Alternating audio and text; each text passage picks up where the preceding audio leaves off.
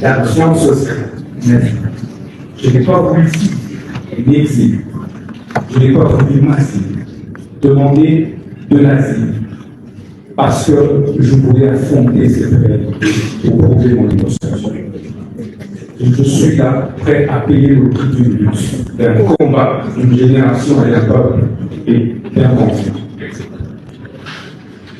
Monsieur le Président, on m'explique la ventilation. Et cela est attesté par écrit. J'enverrai cette correspondance à la première ministre, avec qui j'ai échangé, qui est ma chef hiérarchique directe.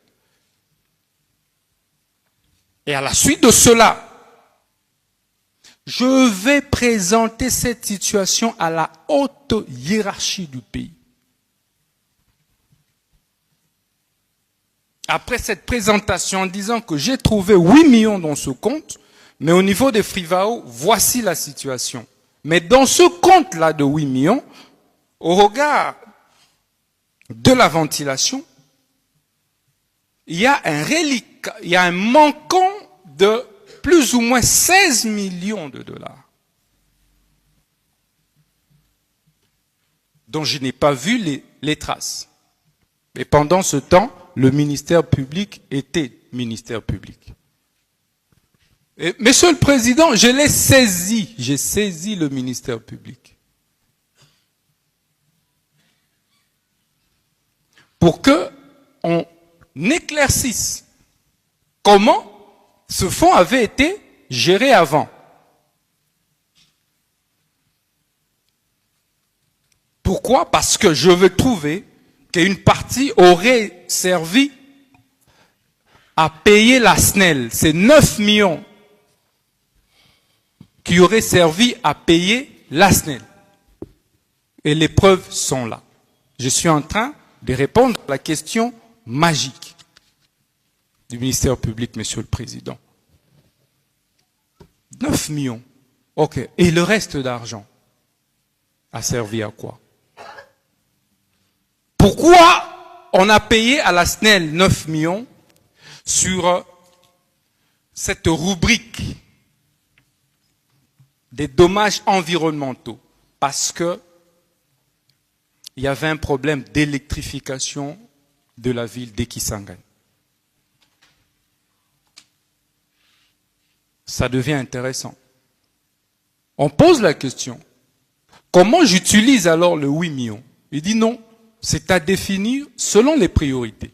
Et c'est sœur, Madame Rose Mutombo, qui est là, mais fait état de l'existence d'un compte.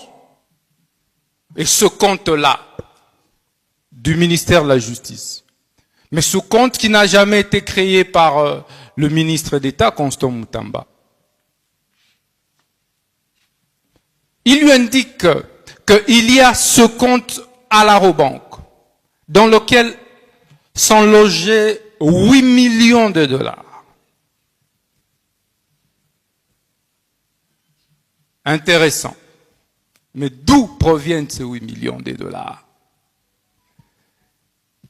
Je trouve que l'IGF contrôle ce compte ainsi que la CNRF. J'adresse une correspondance.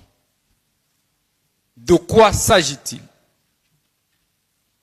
Ma prédécesseur, déjà, lors de la remise aux reprises, m'indique, et cela est confirmé, que cela fait suite au paiement de l'indemnisation par l'Ouganda, à la suite de la condamnation par ce dernier, par la Cour internationale de justice, pour la guerre perpétrée par l'armée ougandaise dans la partie orientale, dont je suis moi-même victime. Direct. Parce que j'ai vécu toutes ces guerres, des années 90 à 2000, à Kisangani. Et comment on le gère? On me donne la grille de répartition, la lettre versée dans le dossier. Je demande une séance de travail après avec la CNRF. Il est là, le secrétaire exécutif Kisula Adler, qui me confirme la même chose, que voici comment, lorsque ce fonds arrive, au regard de l'arrêt de la Cour, dans les pages 107, 108, 109 de l'arrêt, tout est dit, où l'on distingue, l'arrêt distingue, et en répartissant, en ventilant ce montant, selon qu'il s'agit de l'indemnisation individuelle, collective, des dommages environnementaux. Et à côté, il y a un décret qui crée. Ce décret a été pris avant la prise de cet arrêt, d'ailleurs, et antérieur. Et on me sort également et l'arrêt et le décret. Et à l'article 4, c'est eux-mêmes qui m'expliquent, parce que je n'étais pas ministre de la Justice. On dit, voici la quotité qui revient à Frivao. Frivao qui est un établissement public qui jouit de l'autonomie des gestions administratives et financières, qui n'est pas à confondre avec les services publics qu'est le ministère de la Justice. Or, le 1er septembre 2024, le Conseil de ministres, la haute hiérarchie va instruire. Mais après des séances de travail avec le ministère public, à travers une commission qui était mise en place, qu'il y a nécessité de procéder à la construction des nouvelles prisons et des maisons d'arrêt.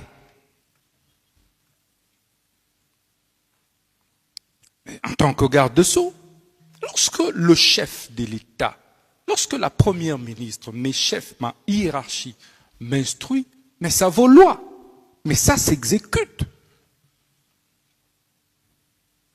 Je veux retourner dans mon bureau, et c'est là qu'on présente la situation des 8 millions. Mais dans le compte du ministère, il y a 8 millions auxquels on n'a pas touché.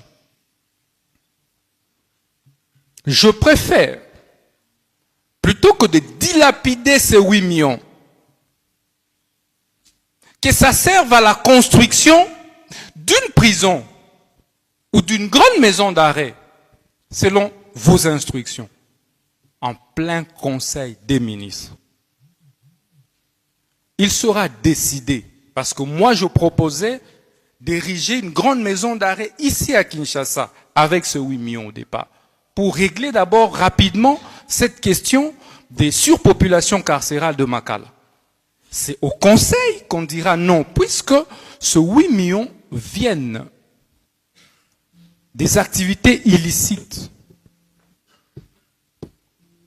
de l'armée rwandaise dans la partie Est, autant mieux construire ça à Kisangani.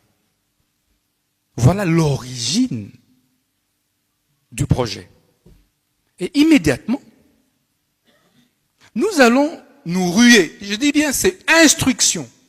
On n'a pas dit au ministère des ITPR, parce qu'un ministère est une autorité contractante.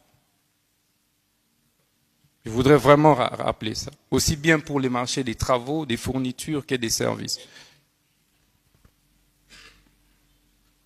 On instruit le ministre de la Justice à le faire. On s'emploie, on commence à chercher quelle est l'entreprise qui peut accepter à moindre coût de pouvoir travailler d'abord sur la première maquette que nous avions. J'ai effectué moi-même le déplacement à Kisangani. On a vu et le terrain. J'ai été là. Des terrains d'ailleurs. Un vers la rive gauche, à Osio, les centres pénitentiaires d'Osio. L'autre rive droite, non loin de l'aéroport. Et de là, Monsieur le Président, les entreprises certaines puisqu'il s'agit du gré à gré. Pourquoi gré à gré? Parce que, naturellement, la construction de la prison relève de la sécurité de l'État. On ne peut pas procéder par l'appel d'offres. C'est ce que dit la loi sur le marché public. C'est un marché spécial. Et on n'a jamais construit ça. Donc c'est une première expérience pour nous. Et on cherche alors, j'en viens pour savoir comment cet argent a quitté le compte du ministère pour être logé dans le compte de l'entrepreneur. Parce que c'est ça que, apparemment, on dit qu'il s'agit du détournement.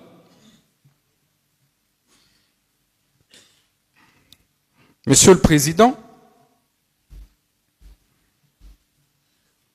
c'est de cette façon qu'on va recruter l'entrepreneur Zion.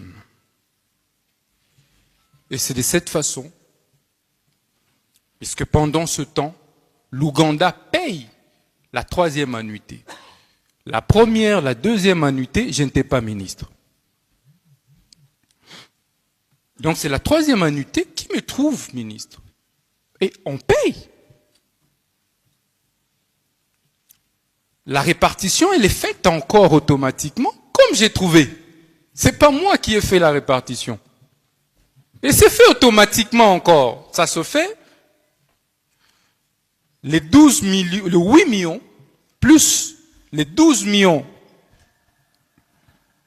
qui ont été retranchés des 65 millions, donc, nous ont ramené à 19 millions. Voilà comment on a ces 19 millions-là. Au départ, l'entrepreneur travaille sur un projet de 39 millions. On cherche alors, j'en viens pour savoir comment cet argent a quitté le compte du ministère pour être logé dans le compte de l'entrepreneur. Parce que c'est ça que, apparemment, on dit qu'il s'agit du détournement.